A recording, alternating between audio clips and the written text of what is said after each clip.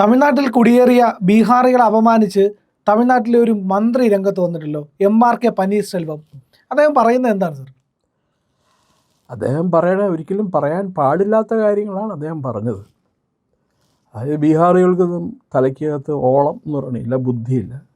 അവരിവിടെ വരുന്നത് ഈ പാനിപൂരി വിൽക്കാൻ വേണ്ടിയിട്ടാണ്. പാനിപൂരി അറിയില്ല, ഉത്തരേന്ത്യക്കാരുടെ പ്രധാനപ്പെട്ട റോഡ് സൈഡ് കഴിക്കുന്ന ഭക്ഷണമാണ്.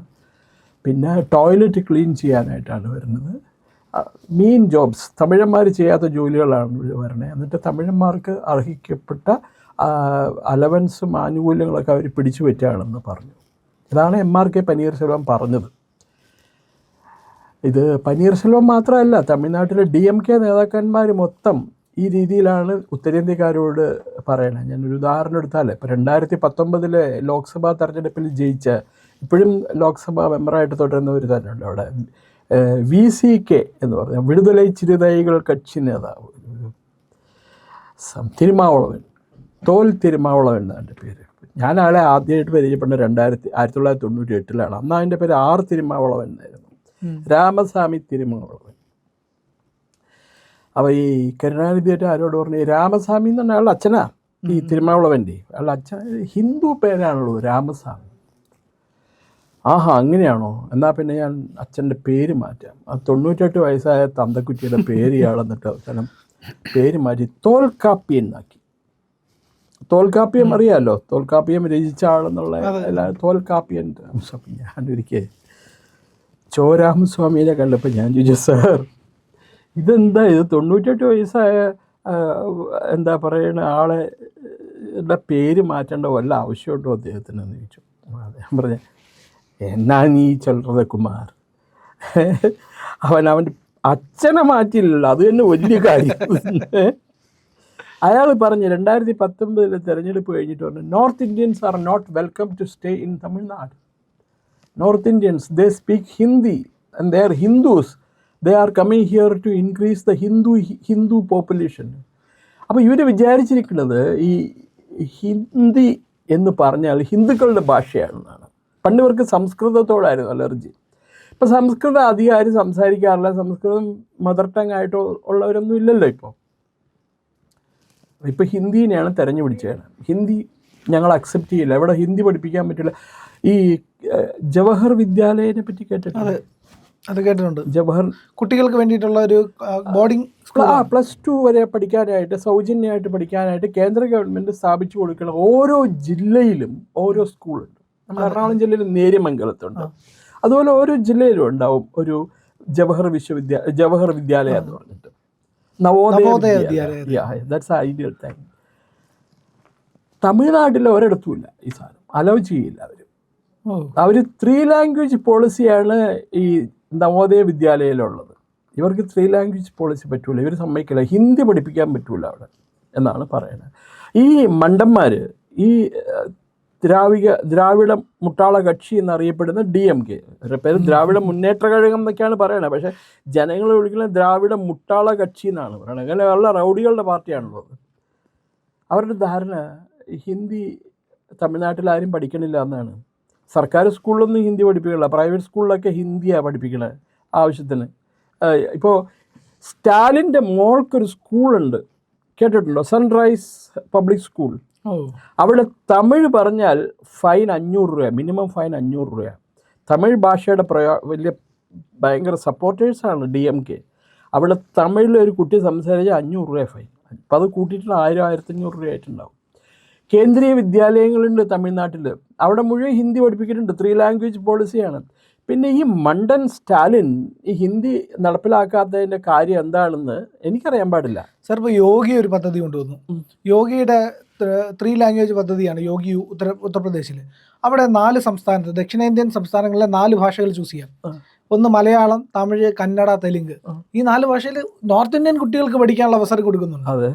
അത് ശരിക്കും പറഞ്ഞാൽ കുട്ടികളുടെ മൗലിക അവകാശങ്ങൾക്ക് നേരെയുള്ള കടന്നുകയറ്റമാണ് സ്റ്റാലിൻ ചെയ്യുന്നത്. പിന്നെ നമുക്കൊരിക്കലും സ്റ്റാലിനെയും യോഗിനെയും കമ്പയർ ചെയ്യാൻ പറ്റില്ല. യോഗി എവിടെയാണ്? എന്ത് മാത്തമാറ്റിക്സ് ആണ് പറയുന്നത്? അതിന് വേദിക് മാത്തമാറ്റിക്സിലെ ഡിസ്റ്റിങ്ഷനോട് കൂടിയാണ് അദ്ദേഹം പാസ്സായിരിക്കുന്നത്. അദ്ദേഹത്തിൻ്റെ മുമ്പിൽ ഈ സ്റ്റാലിനൊക്കെ എന്താണ് അവൻ പഴയ BA എങ്ങനെയാണ്ട് മറ്റേ കാരണവരുടെ പേരും പറഞ്ഞ് പാസ്സായതാണ് BA. പാസ്സായിട്ടുള്ള പരീക്ഷ ഒന്നും എഴുതിയതല്ല. ഇതിനു മുമ്പ് അവരുടെ ഒരു സ്പോക്സ്മാൻ ഉണ്ട്, RS ഭാരതി. അയാൾ പറഞ്ഞു ബീഹാറികളൊക്കെ കള്ളന്മാരാണ്, ഇവിടെ വരാൻ പാടില്ല, അവിടെ ചെയ്യാൻ പാടില്ല, തിരുമാവളവനെ പോലെ തന്നെ. പിന്നെ അവരുടെ പാർട്ടിയുടെ ഒരു ഔദ്യോഗിക വക്താവുണ്ട്, അയാളുടെ പേര് ഇളങ്കോവൻ, PKS ഇളങ്കോവൻ. അയാളും ഇതുപോലെ ബീഹാറികളെ കുറ്റം പറയും. ഇവിടെ വന്ന് ഇവിടുത്തെ അവസരം എന്ന് പറഞ്ഞാൽ ടോയ്ലറ്റ് ക്ലീൻ ചെയ്യാൻ ആരും ചെയ്യാനുള്ള. ഇപ്പോൾ തമിഴ്നാട്ടിൽ അവിടുന്ന് ടോയ്ലറ്റ് ക്ലീൻ ചെയ്യാൻ കേരളത്തിലേക്കാണ് തന്നെ അവർ തമിഴന്മാർ മുഴുവനും അല്ലേ. എവിടെ നോക്കിയാലും ആ വണ്ടി ഉന്തിക്കൊണ്ട് പോകണ കാണാൻ പാടില്ല, ടോയ്ലറ്റ് ക്ലീനിങ്ങിന് സമീപിക്കുക എന്നും പറഞ്ഞുകൊണ്ട്.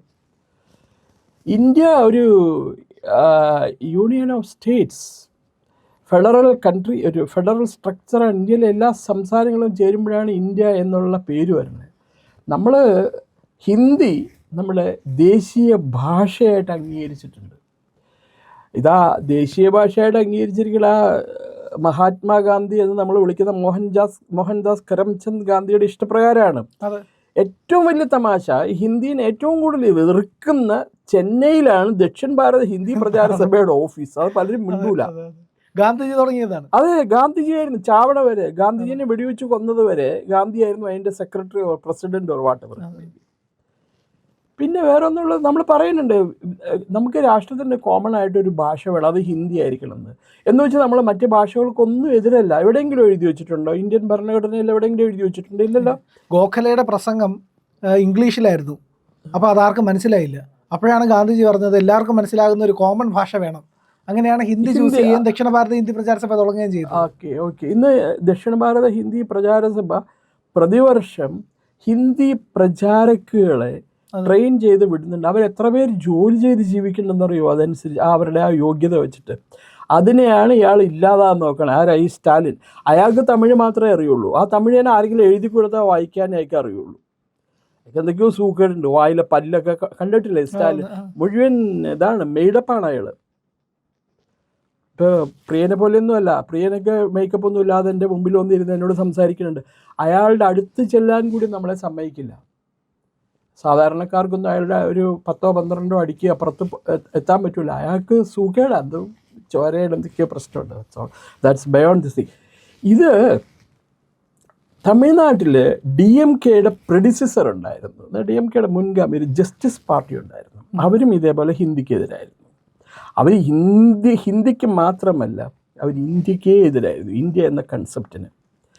അങ്ങേക്കറിയുമോ ജാലിയൻ വാലാബാഗ് മാസക്കർ? അറിയില്ലേ?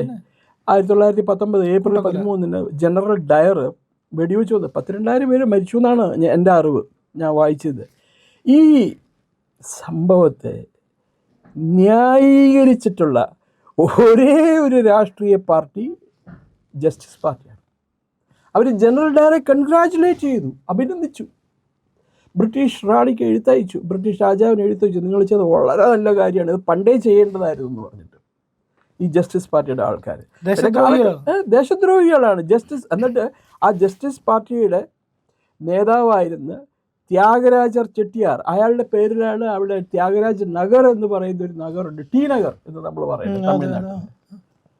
ഇതാ ഞാൻ പറയണേ അല്ല കേട്ടോ, ചരിത്രമാണ്. ഇത് എഴുതിയിരിക്കുന്ന ആരാന്നറിയാമോ? P. രാമമൂർത്തി എന്ന് പറഞ്ഞ മാർക്സിസ്റ്റ് പാർട്ടിയുടെ പഴയ സെക്രട്ടറി. അയാളുടെ ആത്മകഥയിൽ അയാൾ എഴുതിയിട്ടുണ്ട്, ഇവർ മഹാകള്ളന്മാരാണ് ഈ DMKക്കാരെന്ന് പറഞ്ഞിട്ട്. അവർക്ക് ഹൈന്ദവതയോടുള്ള ദേഷ്യം മാത്രമേ ഉള്ളൂ അവർക്ക്. ഈ സ്വന്തമായിട്ട് ഒരു രാഷ്ട്രീയ പാർട്ടിക്ക് ബിഷപ്പുള്ളത് DMKക്കായിരുന്നിരിക്കണം. ഒരു എസ്രാ സർഗുളം എന്ന് വെച്ചാൽ പറഞ്ഞ ഒരുത്തനുണ്ടായിരുന്നു. അയാളിപ്പോൾ ചത്തിട്ടുണ്ടോ ജീവിച്ചിരിപ്പുണ്ടോ എന്ന് എനിക്കറിയില്ല. എല്ലാ DMK സദസ്സിലും അയാൾക്ക് പ്രാമുഖ്യം ഉണ്ടാവും. കരുണാനിധി ഇരിക്കുമ്പോൾ കരുണാനിധിയോടൊപ്പം കയറിയിരിക്കും, ഹിന്ദുക്കളെ ചീത്ത വിളിക്കും. This is what's happening. ഈ പറഞ്ഞ മന്ത്രി ഭരണഘടനാ പ്രതിജ്ഞ, മന്ത്രിസഭ സമയത്ത് അയാൾ മന്ത്രിയിൽ ചേരുന്ന സമയത്തുള്ള പ്രതിജ്ഞ ലംഘിച്ചു, റെപ്രസെൻറ്റേഷൻ ഓഫ് പീപ്പിൾ ആക്ട് ലംഘിച്ചു. ഇയാളെ പണ്ടേ മന്ത്രിസഭയിൽ നിന്ന് പുറത്താക്കേണ്ടതാണ്. തെരഞ്ഞെടുപ്പിൽ മത്സരിക്കുന്നതിൽ നിന്നും അയാളെ വിലക്കേണ്ടതാണ് യഥാർത്ഥത്തിൽ. വളരെ നിർഭാഗ്യകരമാണ് തമിഴ്നാട്ടിൽ ഇപ്പോഴത്തെ സ്ഥിതിഗതികൾ. അടുത്ത തെരഞ്ഞെടുപ്പിൽ സ്റ്റാലിനെങ്ങാനും ജയിച്ചാൽ പിന്നെ നോക്കേ വേണ്ട, തമിഴ്നാട്ടിൽ സ്ഥിതി വളരെ വളരെ ദുരിതമായിട്ട് മാറി ഹിന്ദുക്കൾക്കും രാജ്യവും അല്ലെങ്കിൽ എത്ര നന്നായിട്ട് കരുണാനിധി കാര്യം ഇതൊക്കെയാണെങ്കിലും കള്ളനായിരുന്നു, തിരുടനായിരുന്നെങ്കിൽ കൂടി കേന്ദ്ര മന്ത്രിസഭയൊക്കെ ആയിട്ട് അയാൾ വളരെ ഒരു ഇതിലാണ് പോയത്. എം ജി ആർ എപ്പോഴും ജയലളിതയ്ക്ക് കൊടുത്ത പ്രധാന അഡ്വൈസ് എന്താണെന്നറിയാമോ? Never fight with Delhi. എല്ലാവരും പറയും ജയലളിതയ്ക്ക് കൊടുത്ത പ്രധാന advice never fight with Delhi. അവിടെ എപ്പോഴെങ്കിലും ലംഘിച്ചിട്ടുണ്ടായാൽ you will be suffering, be careful, never fight with Delhi. അവരത് ലംഘിച്ചപ്പോൾ അവർക്ക് സെറ്റ് ബാക്ക് കിട്ടിയിട്ടുണ്ട്. ഇതാണ്. പക്ഷേ ഈ ഹിന്ദിയോടുള്ള വെറുപ്പ് ഇവർ മാറ്റിയിട്ടില്ലെങ്കിൽ അത് അവർക്ക് തന്നെ വിനയായിട്ട് വരാനാണ് സാധ്യത. ഈ തമിഴ്നാട്ടിലുള്ള സിനിമാ നടന്മാരൊക്കെ ഹിന്ദി സിനിമയിൽ അഭിനയിക്കാൻ ബോളിവുഡിലേക്ക് പോകുന്നുണ്ട്. അപ്പോൾ അവർ തീരുമാനിക്കുക ഈ തമിഴന്മാർ കമലഹാസനോ എന്താ പറയുക വിജയ് ഒന്നും ഇവിടെ വരേണ്ട ആവശ്യമൊന്നുമില്ല, അവരവിടെ നിന്നേച്ചാൽ മതി എന്ന് പറഞ്ഞ് ചെയ്ത് എന്ത് ചെയ്യും? പ്രിയം പറ. അതെ, അതായത് ഇവർ വംശീയ വിദ്വേഷമാണ്. അവർ വംശീയ വിദ്വേഷം day in and day out. എൻ്റെ കൂടെ ഒരു പത്രത്തിൽ ജോലി ചെയ്തിരുന്നൊരു റിപ്പോർട്ടറുണ്ട്. അയ്യോ, അയാൾ ഭയങ്കര തമിഴ് ഫെനാറ്റിക്കാണ്. അയാൾ എൻ്റെ അടുത്ത് എപ്പോഴും ചോദിക്കും, why are you here in Chennai? നിങ്ങളെന്തിനാണ് ഇവിടെ ചെന്നൈയിൽ പോയി, കേരളത്തിൽ പോയി വർക്ക് ചെയ്യുക? നമ്മൾ കേരളത്തിൽ വർക്ക് ചെയ്യാനായിട്ട് ആരുമില്ല, അവിടെ അവസരങ്ങളില്ല എന്ന് പറഞ്ഞു കഴിഞ്ഞാൽ, അപ്പോൾ എൻ്റെ അടുത്ത് ഒരാൾ കേട്ടു എന്നുള്ള എങ്ങനെയല്ല മറുപടി പറയല്ലേ, ഇവിടെ ബോധമുള്ള തമിഴന്മാരാരും ഇല്ല. ഇതാണ് കാര്യം.